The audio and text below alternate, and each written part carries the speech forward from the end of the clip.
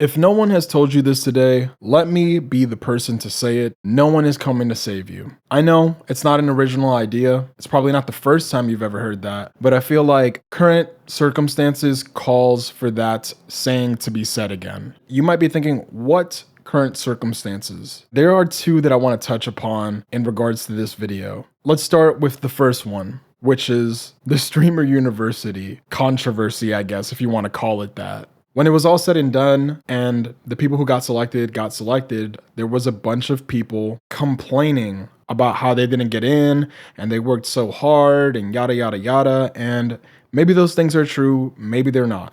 That's not the point. The point that I want to highlight is these people don't owe you anything. Kai Cenat doesn't owe you anything. He doesn't owe you an opportunity. He doesn't owe you money. He doesn't owe you fame. He doesn't owe you jack shit. There's this level of entitlement that these people walk around with where they feel like they've been slighted. You can't pursue an opportunity that seems very, very saturated and very unlikely that it'll go your way and then complain when things don't go your way. It's like me trying to get a lottery ticket for the Mega Ball or whatever the fuck they call it. And then when I ultimately don't win, I think to myself, oh wow, that's bullshit. Like, this fucking joker wins over me. Like, dog, I worked so hard for spending my money on this ticket. Maybe not the best analogy, but the point I'm trying to say is the odds were never in your favor to begin with. And when the odds are not in your favor to begin with, and you're going in with the delusion of, oh, I'm the difference, I'm the X factor in this equation, so it's all gonna work out for me, you're just setting yourself up for immense disappointment. Kai Cenat does not owe you anything, and he's not gonna save you. That's what's so troubling and almost sad about this mindset. And the reason why I feel bad is because they want to be saved from their current predicament. And no one is going to ultimately do that for you. There is no reason to do that for a random person. You know what I mean? We all gloat and say things like, if I were famous, if I had X amount of money and I saw a homeless person on the street, or if I saw a kid who wanted to be an artist or a YouTuber or whatever the fuck, I would give him money to yada, yada, yada. And it's just like, it's easy to say these things when you're not in that position. All of a sudden, when you're in that position, the optics become so much more different. If I give this person an opportunity and they happen to be the wrong person to give this opportunity to, then they're a reflection of me because I co-signed them. I lifted them up. And it is reasonable for someone in that position to be cautious of that and not grant every single person that has a handout an opportunity. For the people that were complaining and making videos about not getting into the streamer university, instead of making videos about it, channel that energy that you have, redirect it, and make content. Stream, the thing that you were trying to improve on, that doesn't end.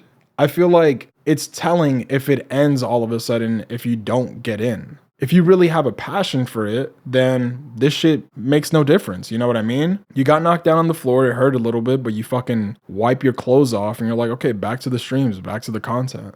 Another thing that I wanted to touch upon was these videos that I've been seeing on my timeline about GTA 6. GTA 6 is going to make millionaires. Now, I can't with good conscience say that GTA 6 isn't going to make millionaires. I just feel like it's a little bit disingenuous for the people that are promoting this propaganda, if you will, to make it seem like, hey, we can all become millionaires if we do this. It's like, no, that's most likely not going to happen. There will be a minority of people that might make millions from that fucking content. But like I said, it's just really misleading to lead people on thinking that they are going to be in the 0.1% of people that get that. Which also reminds me that Aiden Ross also was promoting a server that he would eventually have on GTA 6 and saying, you'll make money on my server, this and that, yada, yada, yada. I don't know what his words were verbatim, but again, it's just one of those things where I'm like,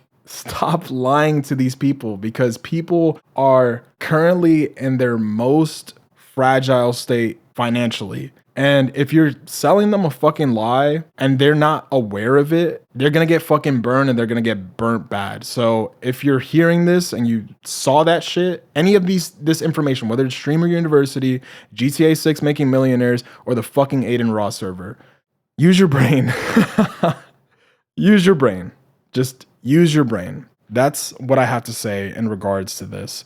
And stop listening to these fucking creators as if they're some type of fucking deity. But ultimately, stop living life like someone is going to come save you, especially if you are a man. I know that women also deal with this, and I'm not saying that in a way that women don't deal with this. It's just even tenfold when it comes to a man. So please don't misinterpret my words or fucking bastardize my words with what I'm saying. I just want to have an emphasis, especially if you're a man. No one's coming to save you. Stop holding your hand out and pick yourself up and start maneuvering in this world, making moves that will ultimately, fundamentally change your life for the better.